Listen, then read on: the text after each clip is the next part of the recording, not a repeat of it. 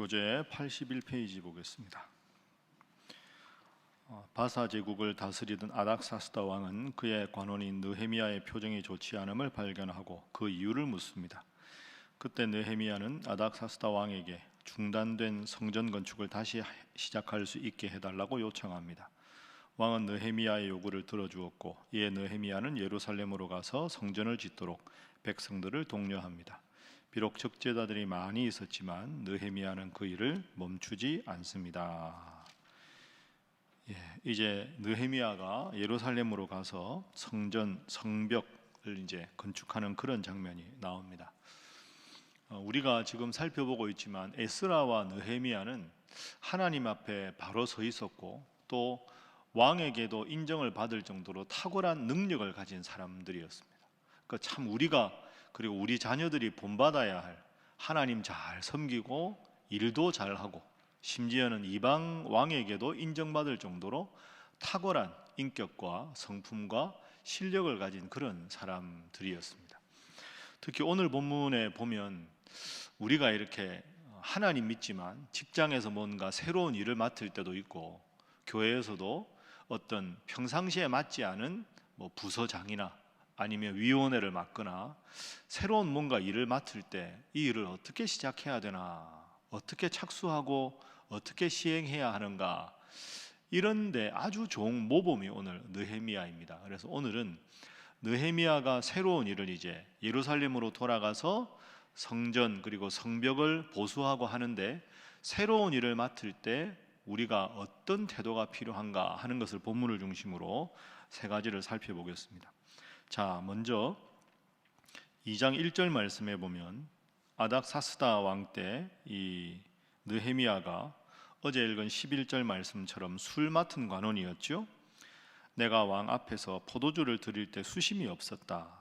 그런데 2절 말씀에 왕이 내게 이르시되 내가 병이 없는데 어찌하여 얼굴에 수심이 있느냐, 왜 이렇게 근심이 가득하느냐, 이는 필연 내 마음에 근심이 있으리로다 하더라.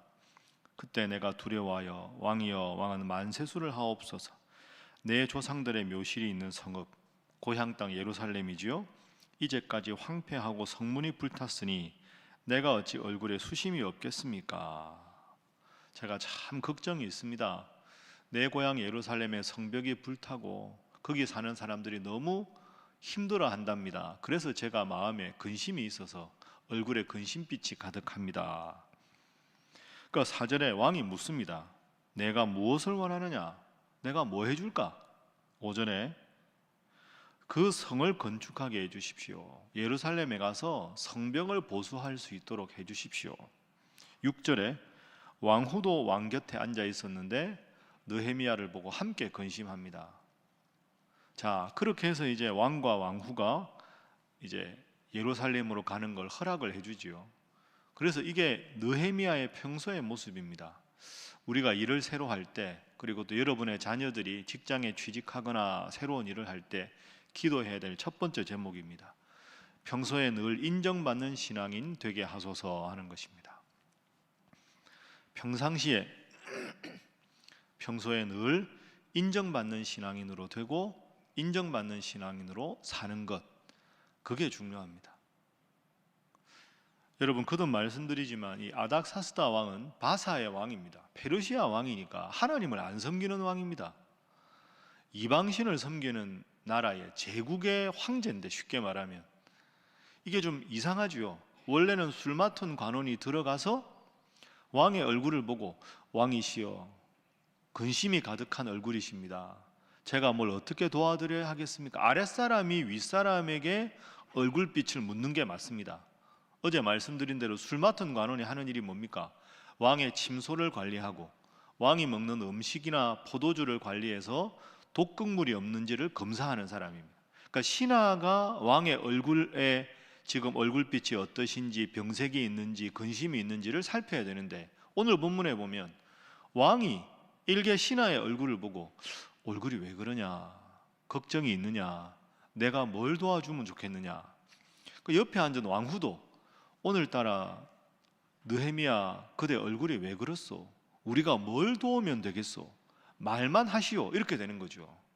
그러니까 이게 참 대단한 겁니다. 느헤미야나 에스라는 이방신을 섬기는 왕에게도 훌륭한 신하로, 저 신하만은 내가 믿을 수 있다 하고 평소에 딱 신임을 하는 거죠.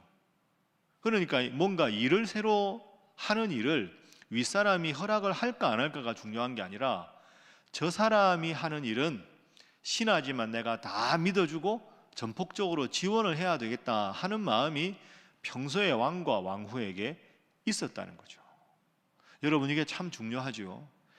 일을 잘하는 게 중요한 게 아니라 평상시에 그분의 모습을 보고 윗사람들은 다른 사람들 반대해도 저 사람은 그럴 사람 아니다, 다른 사람들 다 찬송해도 저 사람은 평상시 언행이 영 겉과 속이 다르기 때문에 믿을 수 없다.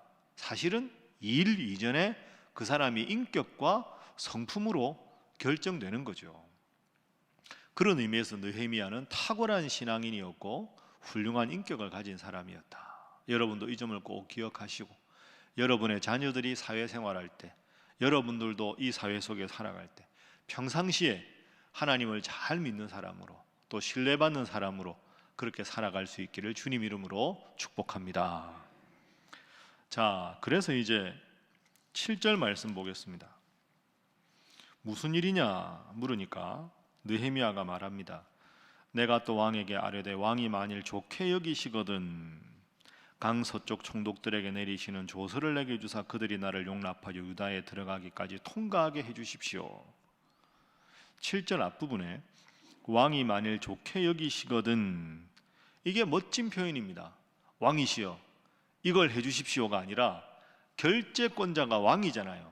자기가 하고 싶은 이야기를 다 하면서도 왕께서 보시기에 허락할 만한 사항이시라면 하는 전제를 달고 일을 다 합니다. 자, 요구 조건을 보십시오. 7절에 내가 이 바사 왕궁을 떠나서 유다에 들어갈 때까지 조서를 저에게 주셔서, 당신 뭐요? 하면 왕의 조서를 보여서 무사 통과하게 해 주십시오. 가다가 봉변을 당하면 안 되겠죠. 8절 왕의 삼림감독 아삽에게, 우리로 말하면 산림청 장관 정도 되겠죠, 조서를 내려서 내가 성전에 속한 영문의 문, 성곽, 내가 들어갈 집 이런 다 보수하기 위해서 들보로 쓸 제목, 그걸 산림청장에게 저에게 좀 줄 수 있게 해주십시오. 좋다. 9절 군대 장관과 마병을 나와 함께 보내셔서 총독들에게 왕의 조서를 전하게 해주십시오. 내가 혼자 가다가 저 사람 뭐냐 하고 봉변을 당하면 안 되니까 군대 장관과 마병을 함께 붙여서 저기 오는 저 사람은 황제의 신하인가 보다 라고 해서 중간에 일을 그르치기 전에, 일을 하기도 전에 봉변을 당하는 일이 없게 해주십시오. 그렇게 다 지금 일을 합니다. 그러니까 아주 지혜로운 거죠. 왕궁에서 예루살렘에 도착할 때까지 조서를 받아서 무사 통과, 봉변을 당하지 않도록 왕의 군대 장관, 그리고 가서 할 수 있는 모든 제목을 다 주십시오. 왕이 다 허락합니다. 자, 그리고 돌아가서 하는 걸 보십시오. 이제 예루살렘에 이르렀습니다. 11절 내가 예루살렘에 이르러 머문 지 사흘 만에 하나님 앞에 기도하고, 13절에 느헤미야가 골짜기 문으로 나가서 용정으로 분문에 이르는 동안에 예루살렘 성벽이 다 무너졌고 불탄 것을 다 확인합니다. 14절, 15절까지 다 확인을 하는데 16절 방백들은 느헤미야가 어디에 갔는지를 알지 못하였다. 자, 여러분, 두 번째 기도 제목은 일의 과정과 본질을 정확히 볼 수 있는 지혜를 주소서 하는 겁니다. 일의 과정과 본질을 정확하게 볼 수 있는 지혜를 허락하소서. 일의 과정도 일의 본질도 정확하게 지혜롭게 모든 일을 딱 파악해서 일을 하는 겁니다. 제가 여러분과 함께 지금까지 읽은 것, 자, 정리 한번 해볼까요? 얼굴에 수심이 가득합니다. 왜 그러느냐? 내가 도와주겠다. 예, 고향 땅에 가서 성전과 특히 성벽을 수리하고 싶습니다. 좋아, 가. 구체적으로 말해봐. 왕이시여 허락하는 조서를 보내주시고 군대 장관 보내주시고 쓸 제목들을 가져가게 해주십시오. 예루살렘에 도착했습니다. 도착한 다음에 느헤미야가 한 일이 그 사람들을 부른 게 아닙니다. 자, 지금 상태가 어떤지 보고하라, 이렇게 안 하죠. 딱 도착한 지 3일 만에 살짝 밤에 나갑니다. 그리고 자기가 해야 할 일의 규모와 내용을 다 파악을 하는 거죠. 성벽이 어느 정도로 파괴가 되었는지, 기간이 얼마나 걸릴 것인지, 제목이 더 얼마나 필요한지, 이걸 완벽하게 파악을 다 하는 겁니다. 그리고 나서 일을 시작합니다. 그 느헤미야가 평상시에 이방의 왕에게도 신뢰받는 이유가 있지요. 아랫사람 보고만 받는 게 아니라 일의 상황을, 심각한 상황을 정확하게 본인이 딱 파악하고 틀어주고 있는 겁니다. 그래서 너무 가볍게 보고하면 지시를 바꿔줘야 되고, 심각하게 하면 내가 본 현실은 그렇지 않다, 본질을 정확하게, 과정도 정확하게, 딱 과정과 본질에 대한 걸 확실하게 붙잡고 있으니까, 당신 뭐냐? 나는 왕이 보냈다. 뭐 하려 왔느냐? 모든 업무 파악을 다 해놓은 상태입니다. 그러니 하나님께서 이 느헤미야를 준비하셔서 이 중요한 일을 하게 하신 거죠. 가끔 보면 참 사람은 좋은데 일을 맡겨도 늘 불안하고 늘 챙겨야 된다, 그것도 썩 훌륭한 칭찬은 아니지 않습니까? 저 사람은 일은 참 잘하는데 너무 교만해, 이것도 참 불편한 평가 아닙니까? 느헤미야는 평상시에도 신뢰를 받고 일도 잘하는 그런 사람이었습니다. 여러분도 하나님 지혜 주셔서 이렇게 어디서나 인정받는 멋진 신앙인 여러분의 자녀들도 그런 자들 될 수 있기를 주님 이름으로 축복합니다. 자, 마지막 세 번째, 느헤미야를 통해 배워야 될 기도 제목입니다. 범사에 하나님의 능력으로 하게 하소서 하는 것입니다. 범사에 하나님의 능력으로 하게 하소서. 방금 우리가 확인했지만 느헤미야가 일을 참 잘하는 사람이죠. 그리고 왕의 술 맡은 관원이 이방인으로 되었다는 것 자체가 평상시에 어떤 사람이었는가 알 수 있었습니다. 근데 일만 잘하는 사람이 아닙니다. 하나님 잘 믿은 사람, 하나님의 능력을 고백하는 사람이라 이게 어떤 면에서는 제일 중요합니다. 자, 4절 보십시오. 4절, 왕이 처음에 물을 때입니다. 함께 4절 읽습니다. 시작. 왕이 내게 이르시되 그러면 내가 무엇을 원하느냐 하시기로 내가 곧 하늘의 하나님께 묵도하고. 아멘. 뭘 원하느냐? 하나님 앞에 다시 기도합니다. 하나님, 제 마음에 품은 계획이 하나님 원하시는 게 맞습니까? 그리고는 5절에 왕에게 아뢰입니다. 그러니까 기도하고 일을 시작하는 사람, 기도로 다시 확인하는 사람. 그리고 예루살렘에 가면서도 보십시오. 8절, 아까 읽은 대로 또 왕의 삼림감독 산림청장에게 제목을 내게 주게 하옵소서 하매, 그 다음에 보십시오. 내 하나님의 선한 손이 나를 도우심으로 왕이 허락하고.